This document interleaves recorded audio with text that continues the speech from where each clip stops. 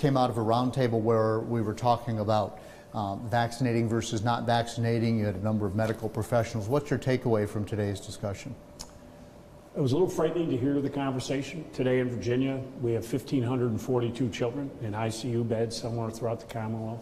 2 children under the age of 11 died the other day. But the head of infectious diseases for the University of Virginia Medical Center was telling me, we're going to live with this for another 2 years. But he also said the most important thing everybody can do is get vaccinated and wear masks. And that's a big difference in this race. As you know, I want to require that every nurse, every doctor, every teacher, that they be vaccinated. Every student who attends college needs to be vaccinated. And our children in elementary schools need to be wearing masks.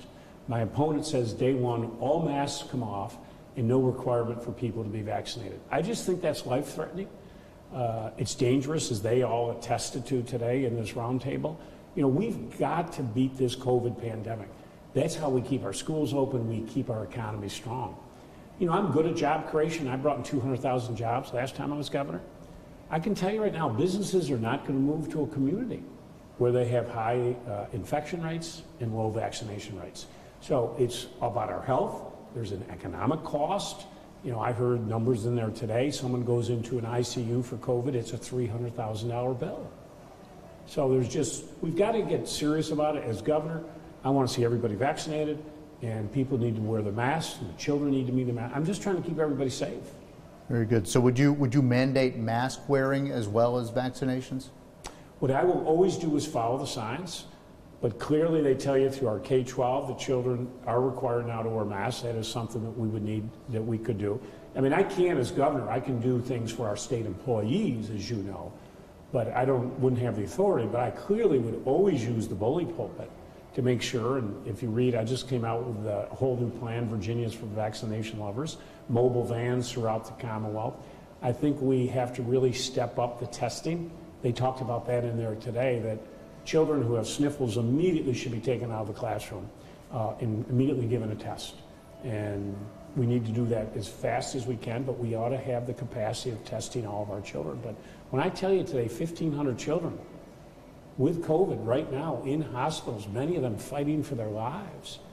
You know, we've got to protect our children. That's the responsibility of parents, families, and the government to do what we can to keep everybody safe. And I'm not playing these like Glenn Youngkin and his Trump talking points. You know, he goes on right-wing radio and says you don't need to take it. If you don't want to take it, don't take it. He also said there's many good reasons not to get vaccinated. Those are his quotes. There are not good reasons not to be vaccinated. And what I worry about, if we don't stop this COVID pandemic today, there'll be new variants coming along, like Delta, very infectious. We now have moved. There will be another one, but we've got to be concerned about at some point if a variant comes along that's vaccine resistant. And then this nation, and we're all in trouble. I appreciate the answer, and thank you. Because of the limited time, I want to move through a bunch of different topics quickly. How do you feel about funding law enforcement in Virginia? Well, as governor, I always funded law enforcement. When I ran for governor in 2013, we had 1,000 sheriffs who were on SNAP benefits, food stamps. I was horrified to find that out. I made a campaign pledge that I would get them all off food stamps, and I did that. I got a $14 million allocation. But since you were governor, there's been a move to defund the police department. Ralph has never, I mean, there's people on talking points, but Governor Northam has been just like we put money in our budgets every year. I did state police. I'm the only governor to be named an honorary sheriff by the Sheriff's Association. And the end result is what? I have the lowest crime rate of any major state in America. Not the second lowest, not the third, the lowest. But every year when I was in office, I funded our law enforcement, our sheriffs, and our state police. So you'd continue to push or even increase for law enforcement? I've already talked to, I spoke to the head of the state police the other day. You know, they're down 300 plus state police. So I'm going to increase funding, absolutely. Officer Roanoke can't find police officers. They can't get them to come to work.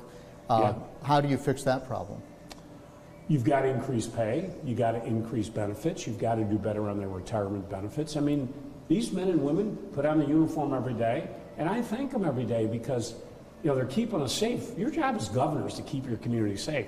But I recruited, as you know, 1,100 economic development projects from all over the globe. I wrote the bid for Amazon. I did Google, Facebook, Microsoft. You can't bring a company to a state that they don't think is a safe state. So I don't ever view it as a cost. I always view it like my teachers. I view that as an investment. I want to change subjects again. Would you support the continued removal of Confederate icons in Virginia? Sure. When I was governor, I banned the Confederate flag from Virginia license plates. They're symbols of division and hate. You know, we've got to move forward. I worked hard, as you know, when I was governor before, to make Virginia an open and welcoming state. Because I, had to deal with a lot of issues, anti-women, anti-gay, anti-immigrant, anti-environment. I had to stop all that nonsense. I had to rebuild a new economy here. When I took office, I had to call special session to get rid of a $2.4 billion deficit. I left a $500 million surplus 4 years later. How did I do it? Made Virginia open and welcoming. And the companies that you want to come, the high-tech companies that are going to pay your children high salaries, they're not coming to states that discriminate. I mean, my opponent, Glenn Youngkin, says he wants to ban abortion. He's against gay marriage. I can unequivocally tell you this because I negotiated these deals. Amazon would never have come to Virginia. Not going to come. Google, Microsoft, all of them. They don't come to states that discriminate. So I was a warrior to make sure our state was open and welcoming to everyone. My job was to create great economic activity and create a lot of jobs so parents knew their children could stay here in Virginia with a high-paying job. Personal income went up 14% when I was governor. Unemployment dropped in every city and county when I was governor last time. 200,000 new jobs. You mentioned abortion, so let's just get you Sure. on the record with that. You would continue to protect a woman's right to choose? I'd be a brick wall, as I was before. I will always be a brick wall to protect women's individual rights over their own body.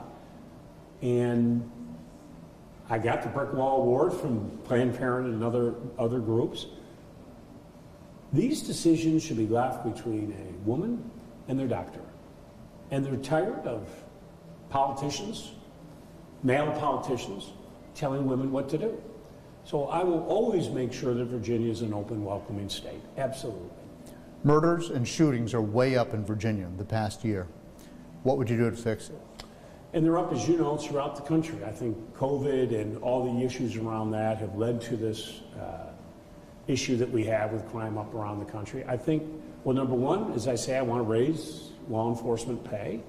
We're down. The whole country is down. And listen, they've had a tough time. They've had to live through a lot of issues the last couple of years.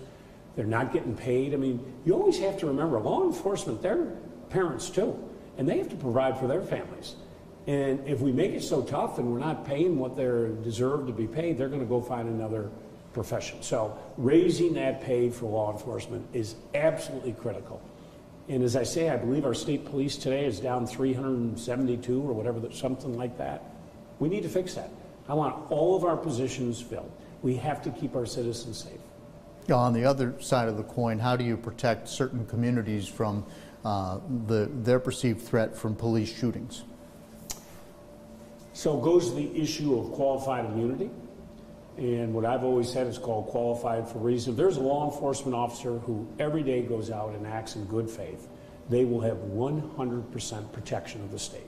We will stand by them through thick and thin. However, if you have a law enforcement officer who breaks the law, infringes upon someone's constitutional rights, you will not be protected. It's called qualified for reason, and you will not have the protections of the state, plain and simple. So it'd be a case-by-case basis? Yeah, depending on the situation, yeah. But if you're out acting in good faith every day, you'll be protected. But if you break the law, you're not going to be protected by the state. 1 minute? Okay, very good. Would you grade the Biden administration for me so far? Would I what? Give a grade to the Biden administration so far. Well, let me first of all thank the president for $14.3 billion of American Rescue Plan funds that came to the Commonwealth of Virginia. We got $3 billion just from education.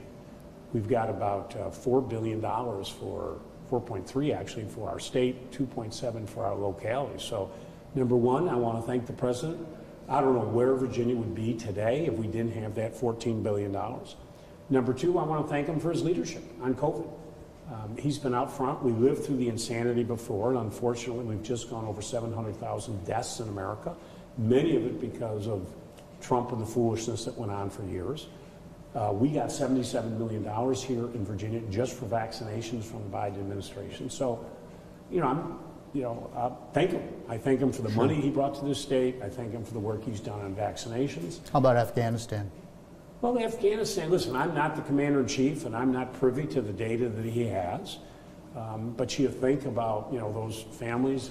I had a son, Marine captain, who served over there in the region, fighting ISIS. Your heart goes out to every parent. And, you're always nervous when your son or daughter's deployed overseas in a war zone. You're always, and to these families that lost their loved ones. That's what I think about. Can you give me a letter grade? A letter grade for the Biden? I don't ever do letter grades. I've never done that in my life. I just, listen, here's what I hope. I hope that we get an infrastructure bill passed pretty quickly, because we have thousands of bridges and roads that are structurally deficient here in Virginia. So we've gotten $14 billion from the Biden administration. We should all be thankful for that. It's propped up our schools and healthcare system. 1.5 million families today in Virginia with children are benefiting from the new child care credit. 7 million Virginians benefited from the American Rescue Plan. 7 million helps lift up small businesses that were in trouble. Yep. But we need to get this infrastructure bill passed. Okay. We need to do it quickly and spend that money wisely.